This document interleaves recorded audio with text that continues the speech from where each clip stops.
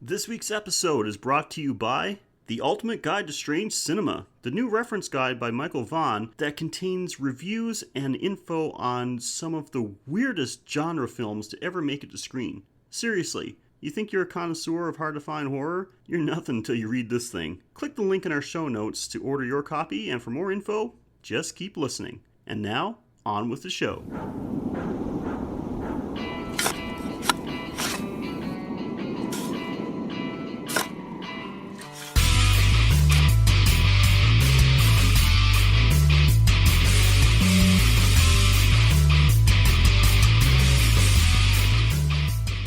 Welcome to episode 55 of the Graveyard Shift Horror Podcast, where each week we watch a movie from the horror category and break it down into the good, the bad, and when necessary, the downright confusing.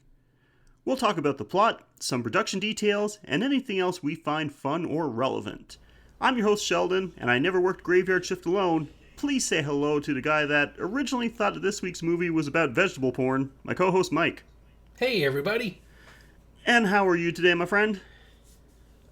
Pretty good. I never saw this movie before, and now I'm just like, wow, so this is what it was all about. Yeah. It's been a while for me, and man, I gotta say, because, I apologize to everybody off the bat, because you're probably gonna notice my energy levels are very low throughout this episode. I'm so tired. It's been a fucking crazy week. I'm getting my house ready for sale, and it's taken up a lot of time. It's not like a big project, it's the accumulation of a lot of little projects. But and little projects is what he calls the bodies that are in the crawl space, the backyard, under the tree, the storm cellar. I was going to make a joke about what my wife calls my junk, but okay, enough, no self-depreciation just yet. Yeah, it's a lot of little things, but in the end, it's going to be worth it. But anyway, we have a movie that I cannot wait to talk about, so why don't you tell everyone what we've got for them this week? Today's episode is, it's the Great Pumpkinhead, Sheldon Brown, because we watched Pumpkinhead. Good grief. Here's some info on Pumpkinhead. Released on October 14th, 1988, Pumpkinhead is an American horror movie starring Lance Henriksen and directed by Sam Winston. And actually, it's Stan Winston, not Sam Winston. I'm just too tired to read. I'm pretty sure it's Lance Henriksen, not Hendrickson. Shut up. It had a budget of $4.4 million, but unfortunately made only about $3.8 million back at the box office. Ooh, dis. Poor old Pumpkinhead. The movie He's really blown it. Oh, if God. Don't ruin our episode with your lame joke. This movie is rated R, has the perfect runtime of 86 minutes, and has a Rotten Tomatoes critic score of 65% and an audience score of a measly little 47%. Well, there's your problem. That explains the low box office results, but I gotta say, I'm surprised it scores that low, though. I didn't think it was that bad. No, we've absolutely seen worse. For sure. We've seen worse have gotten a lot better scores, so fuck you, Rotten Tomatoes. Everybody always... It's like a big thing online now, to diss Rotten Tomatoes. Rotten Tomatoes give movies that are really good low scores, blah, blah, blah. And I don't think people realize that Rotten Tomatoes doesn't actually do any of the reviewing. Fuck you, general consensus of the public. Yeah, they just collect the scores, just give you an average score of all the reviews that they collect. That's all. But Yeah, fuck you, court of public opinion. What do you know about what the average person feels? Yeah, it's everybody's Rotten Tomatoes is so biased. Oh my God, it gave my movie that I love a bad score. What do they know at Rotten Tomatoes? Anyway, people suck, I guess, that's my point. As for the plot, a grieving man summons a vengeance demon to take revenge on a group of young people he believes responsible for the death of his son. He soon realizes that the price of vengeance is too high. Okay, so we talked about it briefly, but without giving away any details, because we will do that shortly, what's your overall opinion of this one? It was an interesting movie. I wouldn't say it's a great movie, but it was a good movie. I enjoyed it well enough. I mean, it's no masterpiece. It certainly has some cringeworthy moments, I guess, and I don't mean cringeworthy and like grotesque or anything. Just like, why did you do that? But overall, I mean, I was entertained. It had a nice fast pace to it. There weren't really any dull moments. Probably to do with the short runtime too, being only 86 minutes. But overall, I'd recommend it. It's not at the top of my list of like my favorites from the 80s, but I mean, you know, I got no problem popping this in every once in a while and giving it a watch. So yeah, I think that the 47% audience score is a little low. But anyway, we are going to get into details about what we liked about it and what we didn't with our good and bad section. Now, this can be as broad or as specific as we want. It could be an overall theme, a certain scene, certain line of dialogue, certain character, whatever. If we liked it, we're going to praise it. If we didn't, we're going to trash it. And we always start off with the good, and we always start off with the Mike. So, Mike, tell me something good about this movie. Well, right off the bat, we've got a good opening with spooky fire, a pumpkin-colored font, and creepy redneck music in the background. Mm-hmm. It's just letting you know we're off for some spooky country shit. No, my note just says, well, we're starting in hell. It can only go up from here. Yeah, it started off like, you know, it really did set the tone. It's got like some I don't even know how to describe the music, like a horror theme combined with some redneck music, I guess. I don't know what that was. Is there any such thing as redneck music? Is it just country music? What? I'm not, you can tell I'm not exactly big into the country genre, so. Well, country music, I think, like, has, like, a band behind it, and redneck music is just, like, one or two instruments played on a porch on a windy day. You got, like, a guy with a banjo, and a guy with a fiddle, and a guy, like, with a moonshine jug. And yeah. Country music has, like, pedal steels, guitars, shit like that. All right. And redneck music is, like, made on homemade instruments. Yeah. I know, like, nothing about country music, which is weird because I come from a small town in Newfoundland and everybody loves their country music. Except me, apparently. Class traitor. You know, as a little kid, I'm like rocking out to Nirvana while everyone else is like rocking out to Billy Ray Cyrus, so. They're like, what, you're not down with Ashley McIsaac, my boy? Ashley McIsaac's not country. I know that much. And we just lost half. We just lost half our audience with that tangent. Anyway, let's get back tap to dancing guy with a fiddle, and he's not country. Yeah. So Mike likes the credits and the opening music. That's the point of this big segment. Jesus Christ, we are gone way off the rails. Okay, so what was your like? I'm going to start off with just the acting in general. I think everybody did a fairly decent job. I think the kid actors were good. Do you disagree?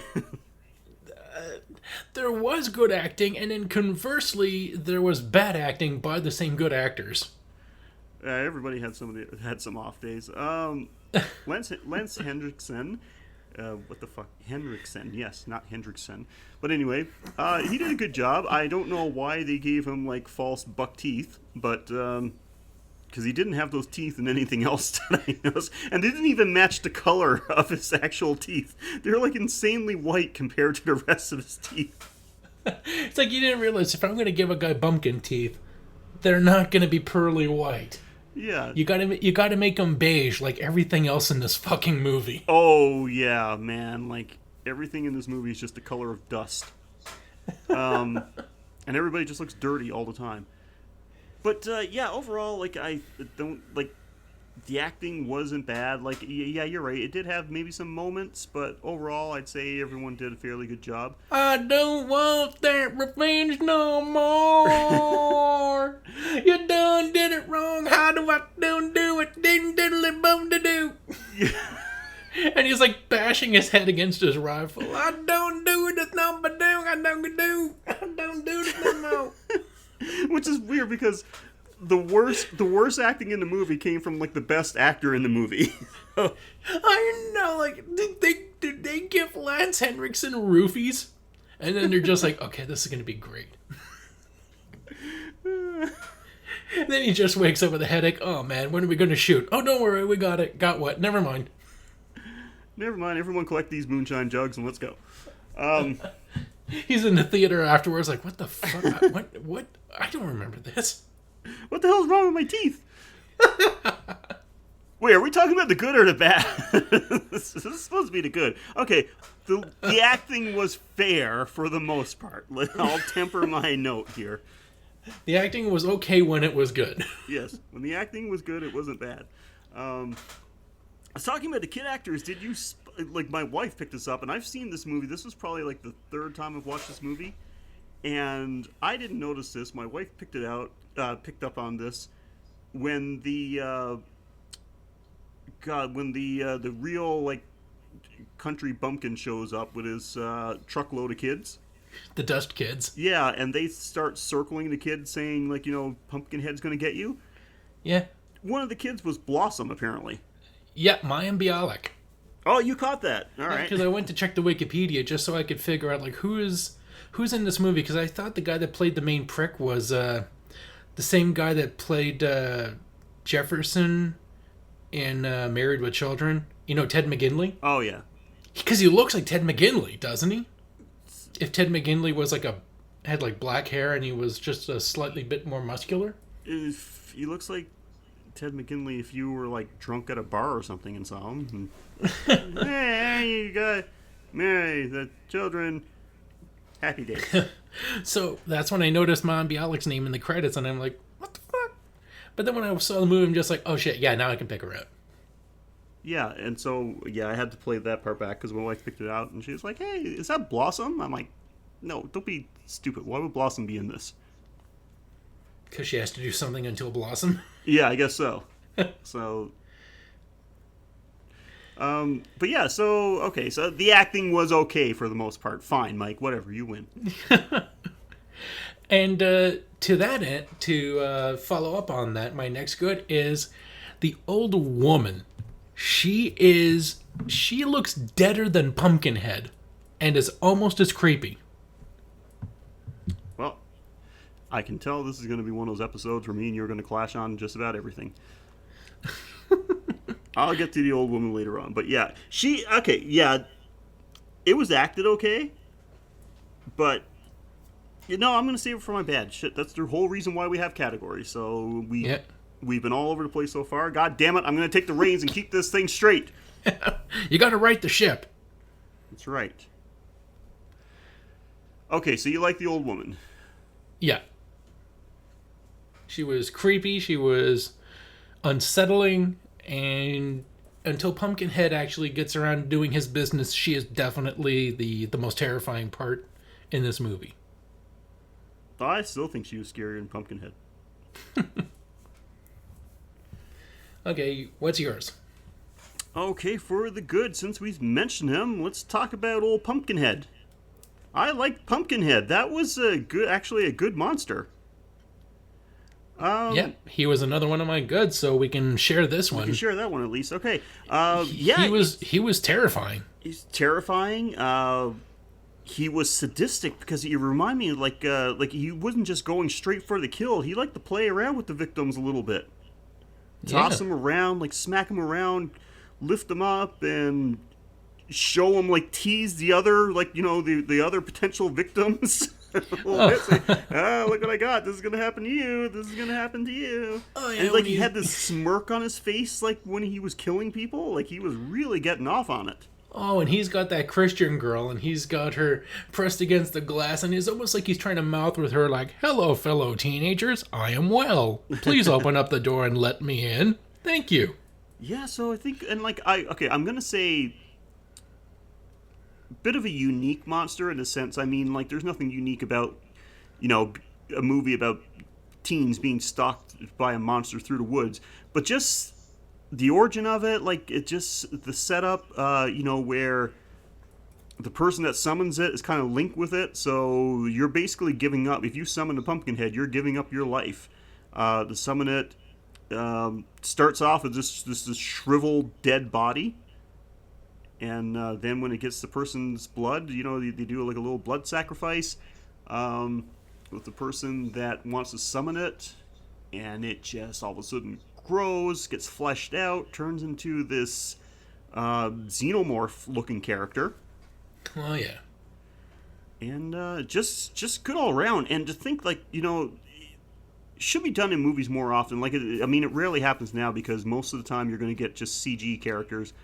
But this was a combination of a guy in a suit and animatronics. And, it's just a good job. Like, it's looked terrifying.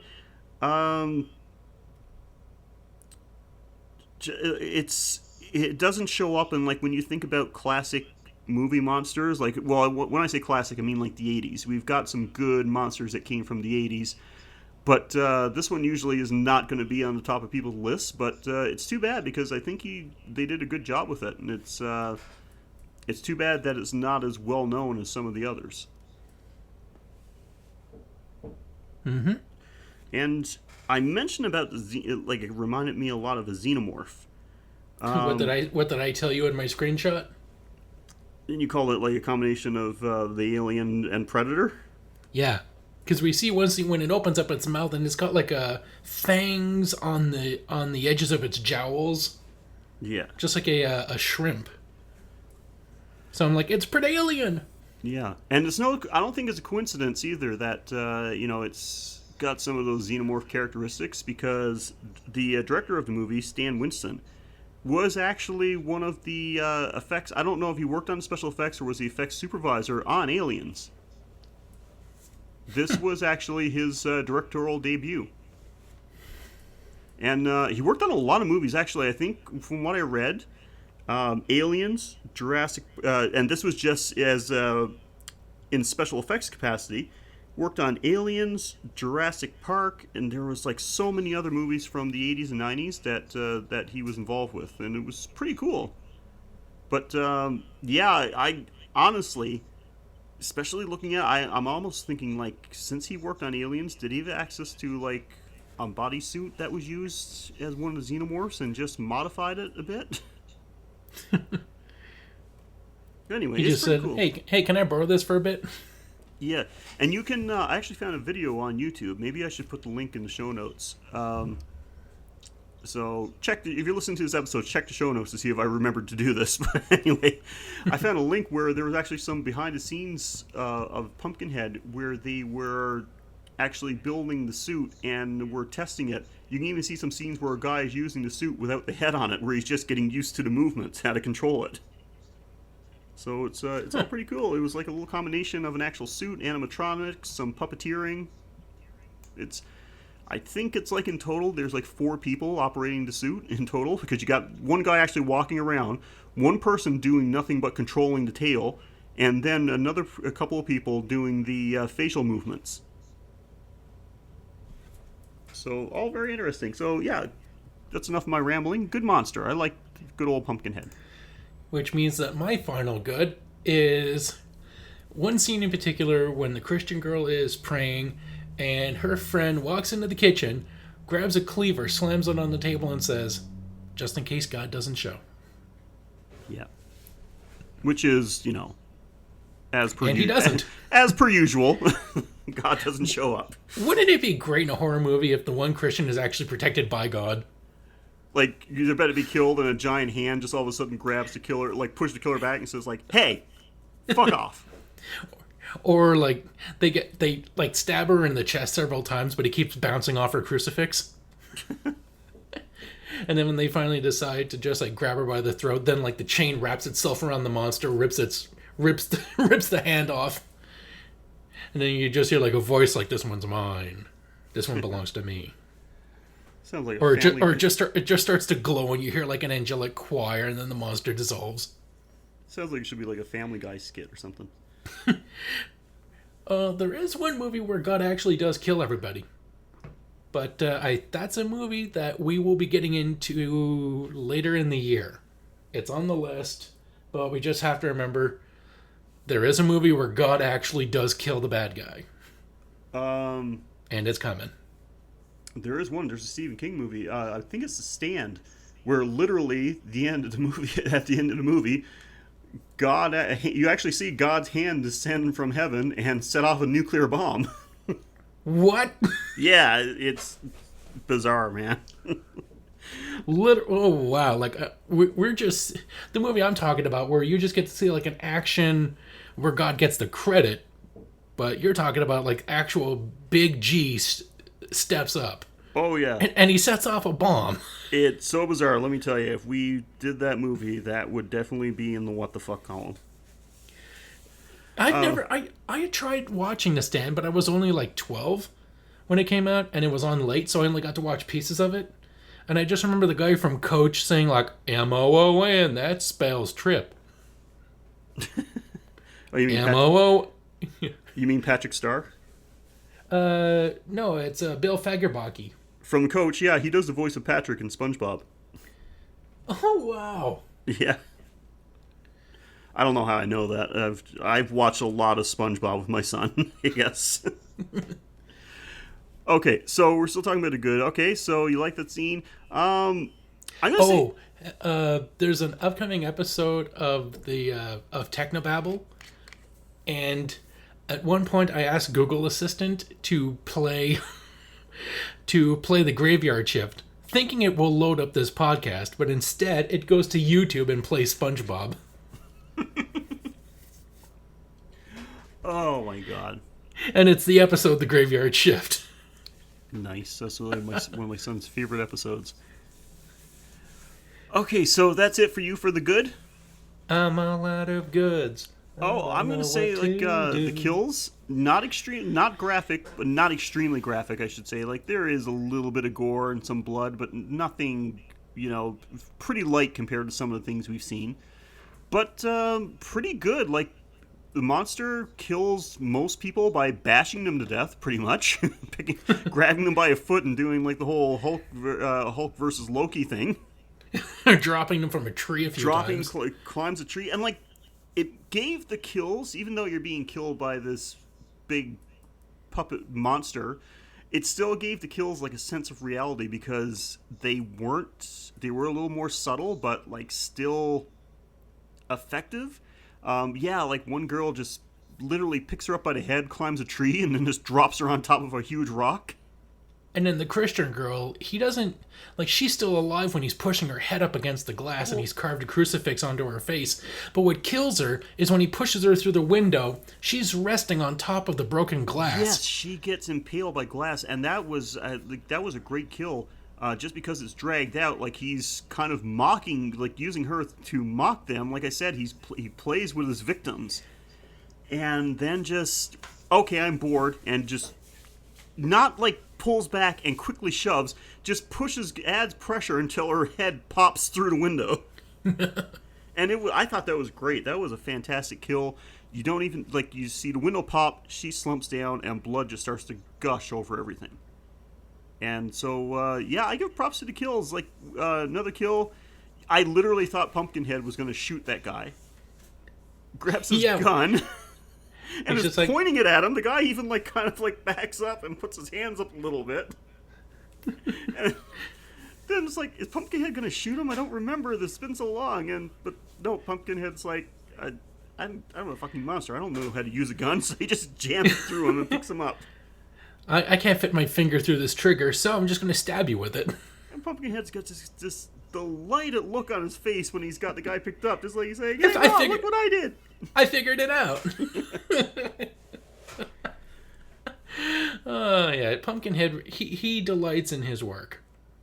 Yeah. I love when he's going through the church, and he picks up a cross, and then he just stares at it like, oh, I finally found Jesus. And he ran away screaming. After he smashes the cross to pieces. So, Yeah, I like that too because he was a demon. I was wondering like, oh, if he touches the cross, what's going to happen? Is he going to get like the vampire thing? He's going to touch it. He's going to recoil from it, or is smoke going to come from him when he touches it? He picks it up and looks at it, and then and starts smashing it. Like, fuck your religion. Yep, God's got nothing on me. Yeah, and I think lastly for my good, I think I might have mentioned this already, but just not about the monster itself, but just that having. The connection between, like, okay, yeah, you can summon this demon. It's gonna take care of your enemies. Gonna take to put do your revenging for you. But the price is high, and the price is you're gonna see everything this monster does, and you're going to feel it as well. Yep. If it's gonna be doing your work for you, you're still not gonna get out of the responsibility for it. So I like that because it's one thing you go,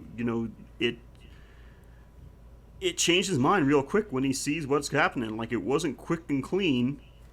It got dragged out, and these people were being tortured, and he couldn't handle it.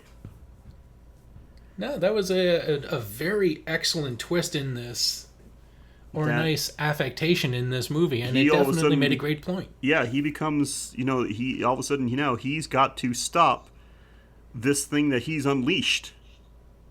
The price, like the old lady said, the price is high. Mm-hmm. So that's pretty much it for the good. Other than it created this one little note, I did like the atmosphere. It's kind of creepy. It kind of had a tone to it, almost like the old-fashioned monster movies. It's like it's at night, creepy setting. It's not taking place in a very populated area. There's lots of space between houses, so people, there's not like there's a lot of people all over the place. The place is creepy as fuck. It's the type of place that I would avoid at all costs without there being a monster tromping through the woods. Nope, I'm sorry. I'm not being prejudiced, but I pull up the first person that steps out of a truck. We got a truckload of kids and wearing like some dirty coveralls or overalls, and I'm like, nah, I'm not. Yeah, these people can't even afford like water for a washing machine. Like, even if you just had a washing machine or a scrubbing tub. Okay, and we're not saying because somebody is. I'm not saying because somebody is poor that means they're evil. I'm just saying that they just can't afford water. They can't afford color. Okay? That's how fucking broke they are. They can't even afford color in their clothes. I mean, it opens up with, like, the first person these teenagers are, the typical 80s teenagers that look like they're at least late 20s. I mean, there's just a guy just walking down the road with a shotgun on his back, like, over his shoulder. And it's like, okay, yeah, I'd be a little weirded out, so I'm out of there. Yeah, you could bring a color camera with no filter on it and still shoot a 1920s movie here. Absolutely. Oh, the place is just a dust bowl. This place is Sepiaville. Mm-hmm. Okay, so that's it for the good, so you want to go right into the bad? Sure. As always, we start with the Sheldon. Yay. Why was there lightning? Or at least a strobe light that was supposed to be lightning every time Pumpkinhead was around, but it was never happening when he wasn't around? That's... You just dipped your toe in my what the fuck. Because my first what the fuck is, its power includes shitty weather? Yeah, I thought that was weird. I don't know why they did it, just to make the monster look a little more imposing, I guess, to have, like, the flashing, like... But it just, to me, it just came off strange. I'm like, that took away from it because it made it look silly. Like, it's a perfectly clear night anytime you just see the people. As soon as Pumpkinhead's attacking, there's, like, a blue flashing light somewhere.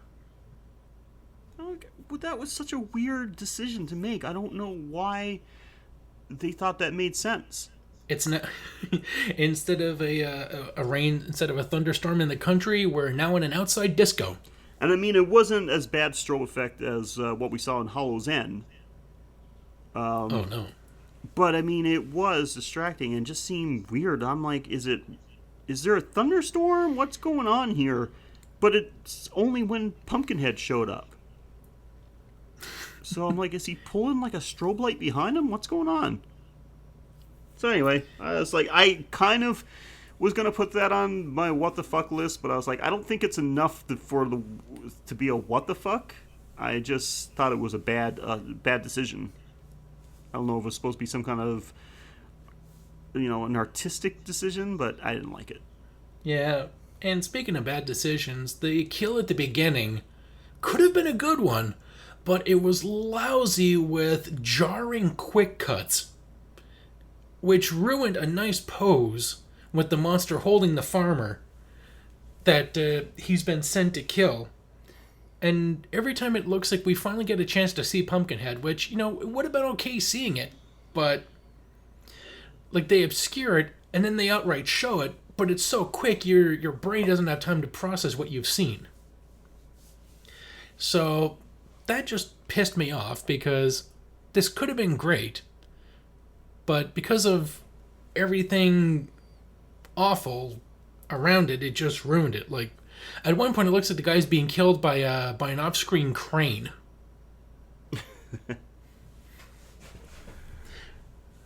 Well, see, I had a note on that as well, but like I kind of went a little different with you because I was like, okay, it starts off very suspenseful. You know that this guy's being chased down by something, and something attacks him off screen. You just see him get grabbed. He gets pulled off screen, and he gets picked up. But then they reveal the monster, so it's no surprise. Like, we get a full-on body shot of the monster holding this guy. And yeah, so what was the point of being suspenseful? So, yeah, I mean, so then there was absolutely no surprise once this guy summoned a demon, and, like, it grew into its full form. It's like, yeah, I know. Like, why are you playing it up as suspenseful now? Because we've already seen the monster. Yeah, you could have just showed us nothing, and that would have been suspenseful. Like, just have, like, the sound of it, like, when it's, like, ripping into somebody, and just, like, have, like, just zoom in on the kid, and that's it. Yeah. And he's, like, you can see, like, the shadow or the reflection of a guy being tossed around off the window glass. Mm-hmm. But, like, if you're going to show all the monster, then either stop and let us absorb the monster, or show nothing of the monster, and that makes the reveal when he's summoned later even better. Once you've revealed it, then you don't have to try to act all you've lost your opportunity to keep us in suspense. It's done. Then you might as well just outright show it all the time. Mm-hmm. Okay, so next thing I got on my list, oh boy, this happened a lot in this movie. They went nuts with the jump scares in this. The fake jump scares, I might add. Starts off with the main character, old Lancey boy, walks into a bird on the way to the witch's house. The dog jumps off screen towards the end, jumps off screen into the kid's lap.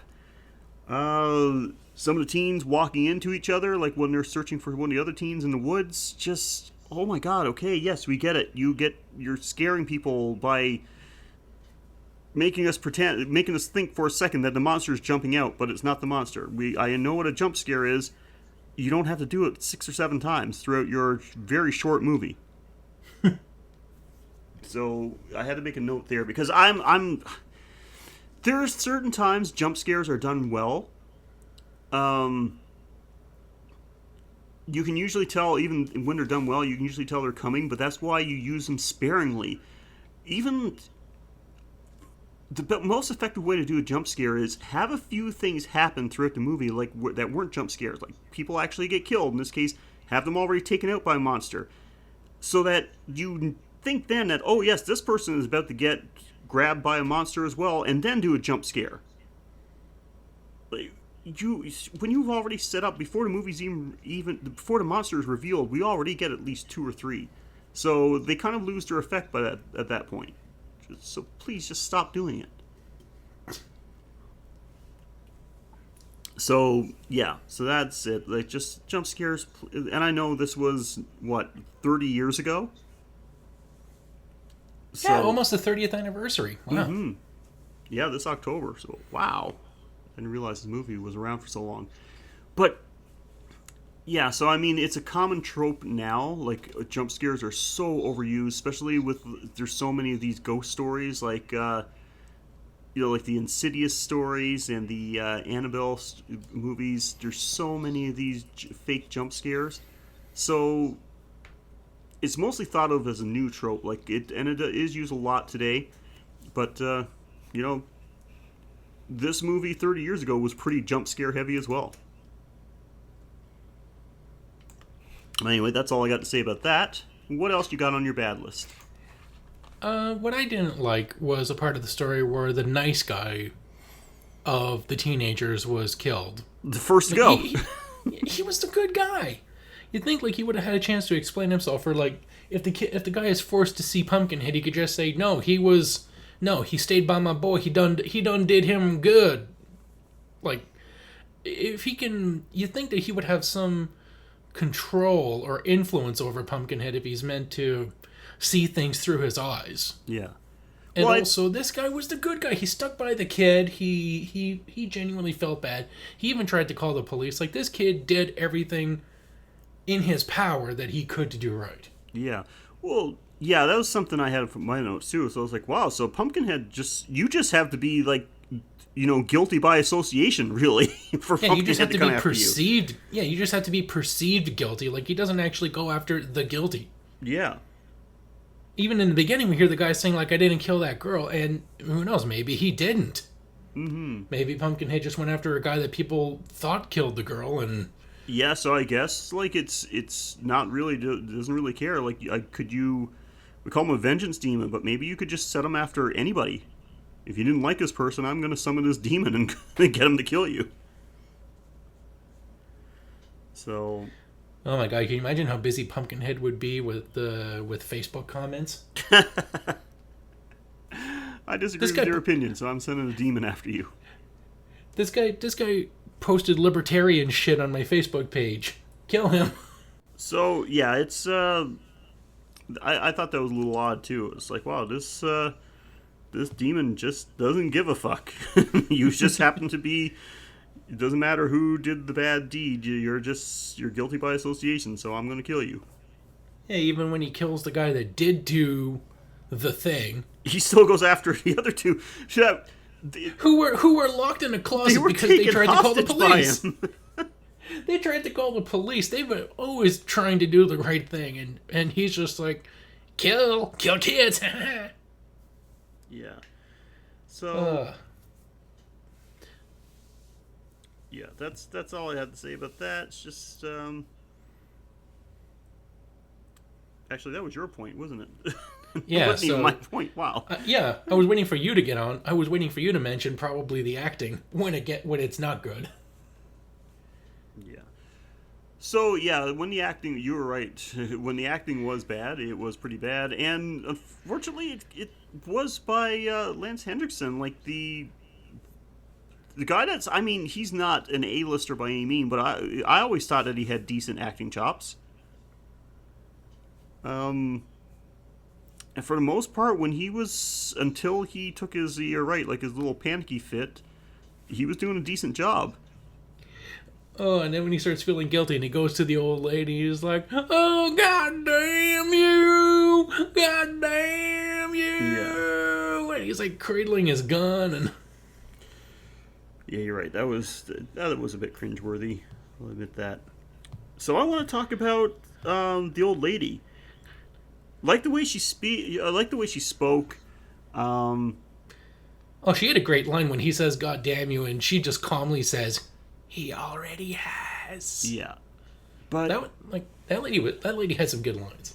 Couldn't they have actually gotten some an elderly person to play the old lady? And she wasn't? I don't think so. Well, it's hard to tell because of the makeup, because she had this... In the 80s and 90s, whenever they were going to make somebody look old and like a witch, they all looked the same. They got this obvious, very obvious, like, fake skin makeup effect. And, I don't know, I just never liked the look of it. It doesn't look real. So, anyway, I just put it there. It's like, while the character was done well, I didn't particularly like the look of her. Yeah, she was unsettling to look at. Yeah. But again, she stole every scene she was in. Like when he's like, "Oh, you gotta call him off. It's too horrible. I'm seeing them die." And she goes, "Did you think that it would be quick and clean?" Mm-hmm. So, yeah, it's mixed. Wow, you know, I actually had to go look this up. She actually died before this movie got released. Of being old? Yeah, actually, she was old. So, congratulations, you ageist bastard. I don't give a fuck. The makeup still looked bad. I don't care what you say. The makeup still looked bad. It wasn't makeup. But, yeah. See if you can find some pictures and see, like, oh, wow, they only gave her a wig and that was it. She was born in 1914 and died in December 1987. Wow. So she was 73 years old. Okay, so there was makeup, because she was 73, but I mean, you know, she wasn't 103, which is what they were shooting for, I think. But, yeah, I look back through, like, the 80s and 90s, anytime someone, like, portrayed, like, an old woman type witch, they all looked exactly the same. Well, except for Debbie Harry. When she was a witch in Tales from the Dark Side, that was a nice twist. Yeah, okay, I'll give you that.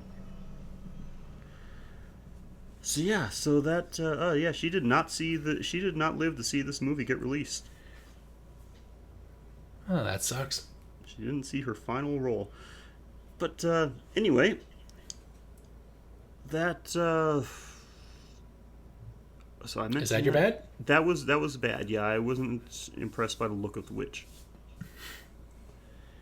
You could have you could have just had any old woman be there. Didn't need to put on any type of heavy makeup. Just anyway. You got anything else for the bad? Nope. It's all what the fuck's from here. I only got one what the fuck, and I already mentioned it. That why the hell did they have to give old Jim Bob, what was his name? Ed Harley, Jim Bob. Lance Henriksen, why did they have to give him buck teeth? So he's playing some kind of hillbilly, so they have to say, well, here's what a typical hillbilly looks like, but your teeth are just not buck enough, so here, slap these on. We need a character named Buck and some teeth that are Buck. Yeah. Jesus. It's like, sorry, Lance, your smile is just too fucking well put together and entrancing. So we need to fuck up your grill a bit. And then they didn't. The buck teeth were like super white. He looked like Nosferatu. Man, he was reminding me of Nosferatu. Oh God! So I'm like, when I used to hear him speak, I'm like, okay, so. Is he speaking with like what's supposed to be like a hillbilly accent, or is he just having trouble speaking because of the teeth? I got this prosthetic in my mouth. Oh my God! So I'm just going to talk like this. I just thought that was weird. Like they tried to make him look like such a like a stereotypical bumpkin, and no, they just couldn't have him like be dirty, like a little bit unkempt. And have that honor went to the Wallace family. Oh yeah, these kids have never had a bath. The only place they've ever had a bath is in the creek. Hey, that's my tadpole. No, it ain't my tadpole. But anyway, yeah, like it's just I had to put that down as a what the fuck. Like, why? Who decided that was a good idea? Oh yeah, and my what the fucks are quick and dirty. Its powers include strong. Well, shit. That's the way they ask for it. So its powers include strong breezes. You think the father would have some control over it if he can see its kills. And then towards the end, when this thing has destroyed all the cars and leaves the bike in an obvious trap. But you just think, oh, it's waiting in the tree to drop on the bike. But no. The guy starts up the bike. It starts making a bad noise. And then the monster shows up. And instead of, like, lunging at him, it just holds up the chain that it's ripped off the bike. Like, this thing fucking understands the bike needs the chain. If this creature hasn't been around since the 1940s and he was in the sticks at the time, how the fuck does he understand the operation of a motorcycle? Yeah. And finally, we get to see Ed Harley shoot himself in the head, then walk out of his car towards the barn. Oh, yeah. And then finally drop and stagger. And then get back up. After shooting himself through the skull. Yep, like not just like at first I'm like, okay, did he miss? Did he just graze himself? But nope, that was a bullet directly on the side of his head. Yeah, we see a hole in his temple. He has just blown his brains out. Mm-hmm. Yeah, it's that's literally my note there. Is like, wow, he's very vertical for somebody that just shot himself in the head. It's like, yeah, I just shot myself in the brains. I'm a little dizzy. Okay, sleepy by now. I'm just gonna sleep this one off. I'll be up in a minute. Okay, anything else? Nope, that's all my notes. That is it for me for the What the Fuck 2. Okay, so we've done the good, the bad, and the what the fuck. I think that's a good place to take a break. We'll be right back after this. Oh, hey, Mike. Hi, Sheldon. Wow, you sound down. What's the problem, pal? Well, it's about the show. I think I've used up all my horror movie knowledge, and I can't find any more movies to watch that other horror movie reviewers haven't covered. I don't know what I can contribute to this show anymore. I don't want to be a horror movie poser. It's got me really bummed out. Oh, I know that feeling. You do? I sure do, buddy. But Sheldon, you are so handsome and popular. What is this? Just read the script. But I don't want to say it. Read it. No, I'm not. Just read the damn script. But Sheldon, you are so handsome and popular and successful. What do you have to be down about? Oh, well, it's nice of you to say that, but like you, I once felt that I had maxed out my horror cred until I found this. The Ultimate Guide to Strange Cinema. What's the Ultimate Guide to Strange Cinema? It's a new movie reference guide by Mike Vaughn. It's one of the most comprehensive movie guides I've ever read. It contains over 300 reviews of movies that go from the horror genre to just the plain weird. Plus, it has a ton of photos, trivia, and even interviews with some of the actors and directors in some of the films. Wow, I've never heard of most of the movies in this book. Neither had I. I consider myself a bit of a connoisseur of little-known horror movies, but I found a bunch in this book that I didn't even know existed. Like Dead Sushi. I mean, a Japanese action horror film about living dead sushi that attacks and eats human victims. Not only did I find movies that were new to me, I also learned a lot of behind-the-scenes details and trivia on some that I was already familiar with. Sounds like you really enjoyed it. And I'm not the only one. Film critic and former editor-in-chief of Fangoria magazine Chris Alexander also praised it, called it a concise guide to the cream of the creepy, arcane, oddly erotic, edgy, extreme, unloved, and often cross-eyed cinema crop. Well, I'm sold. How can I get a copy of the Ultimate Guide to Strange Cinema for myself? Just click the link to Amazon in this episode's show notes or go to Amazon.com and search the Ultimate Guide to Strange Cinema. And for more info, you can follow author Mike Vaughn on Twitter at StrangeCinema65. I'm going to order my copy right now. Thanks, Sheldon. I think this is just what I need to get me back on track with horror movies. Glad I could help, Mike. So, you know I only said those nice things about you because it was in the script, right? Well, it doesn't mean you don't feel that way. I'm writing the ads from now on. Nope. Okay, Mike, I'm very curious because, like I said, the kills in this movie weren't extremely graphic. You got quite a few to pick from, though, so I'm wondering what you've got for us. Well, I got my work cut out for me on this week's Kill of the Week.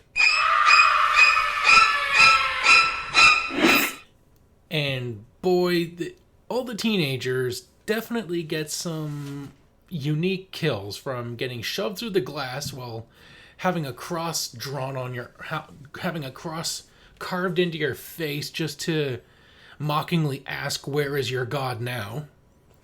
to being taken up all the way up to, which is probably one of the tallest trees in the holler, and just given a nice vertical drop.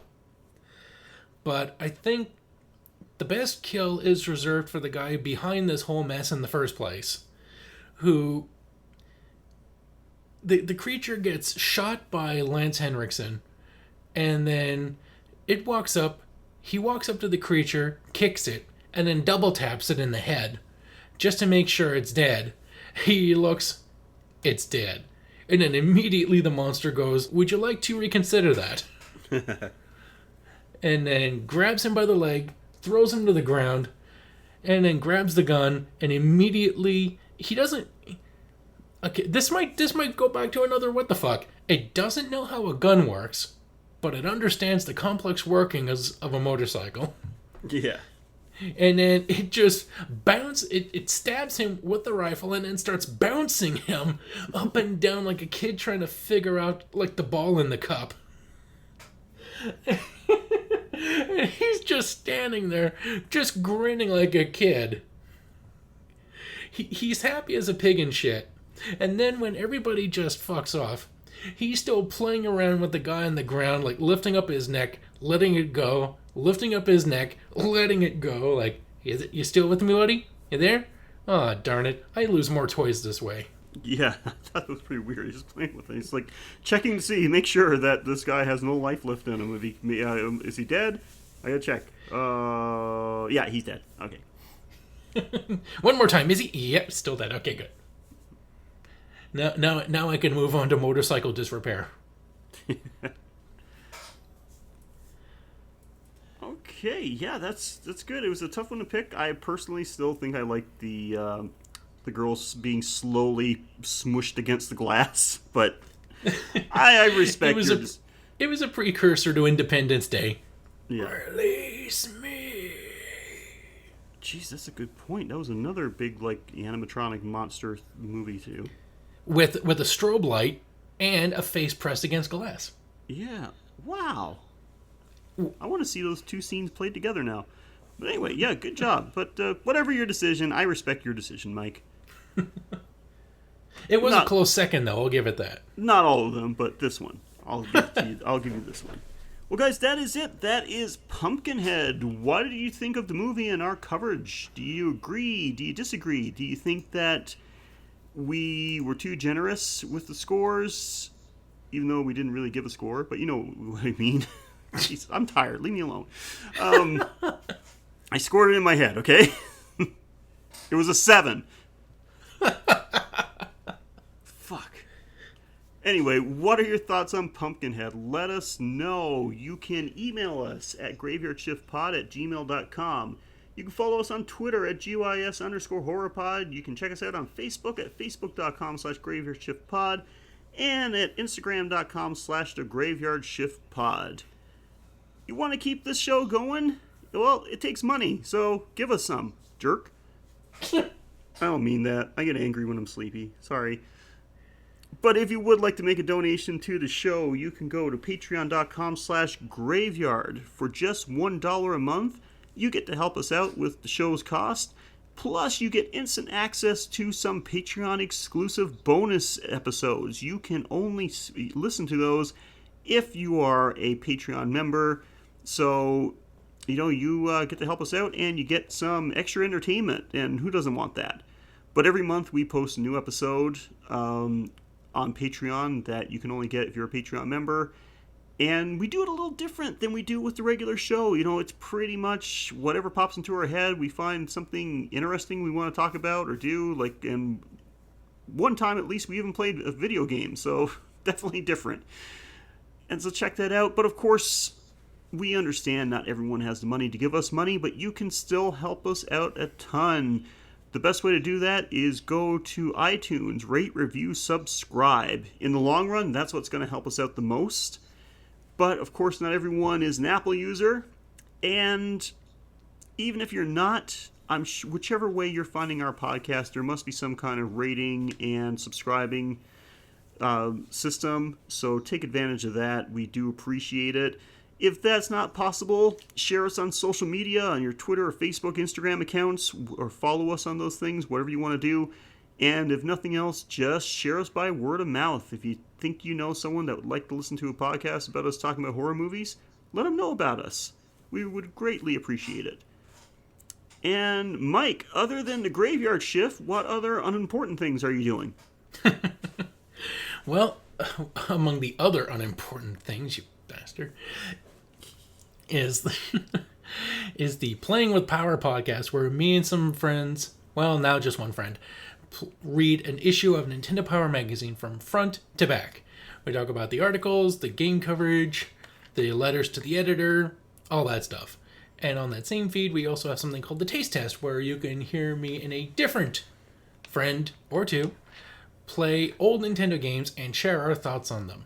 And if you don't want to hear any Nintendo stuff at all, you can check out Geek Fallout Productions on Facebook and wherever podcasts are downloaded, and listen to the Technobabble show, which I'm on, and you can hear us talk about tech, science, amazing developments, and how the world can be saved or speedily destroyed. Mm-hmm. Yeah, when you're done listening to The Graveyard Shift, you can go check out those second-rate shows. I'm joking. They're good, actually, and all you guys are good. So definitely check them out. Playing with Power podcast was actually the catalyst that this podcast stemmed from. If you're a fan of the old Nintendo games, or you had a subscription to Nintendo Power magazine back in the day, check it out. I think you're going to like it. And it's honestly one of my favorites. And of course, yeah, accompanying that with the taste tests, which is good because that goes really in detail with a specific game. And Technobabble, if you're a tech guy, then I think you're going to enjoy that. I know I certainly do. So check them out. And that's how I got into all podcasting, because it was my very first podcast, and it's been recently revived. So it's all come full circle. It's Technobabble's fault, so that's what you can blame for listening to Mike. But anyway, guys, we hope you enjoyed it. We're going to be back next week with a brand new movie to cover. But until then, I'm Sheldon. And I'm Mike. And I'm going to go to sleep right now. Thanks for joining us on The Graveyard Shift.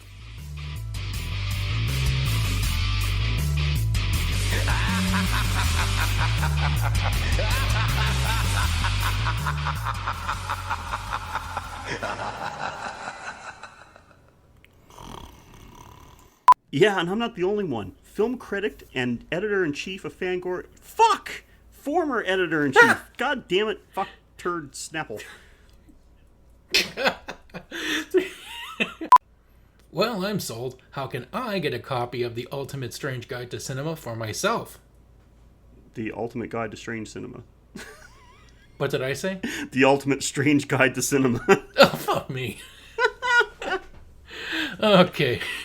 Come on, man. We're professionals. We can do this. We've been at this for a whole year. We should have this down.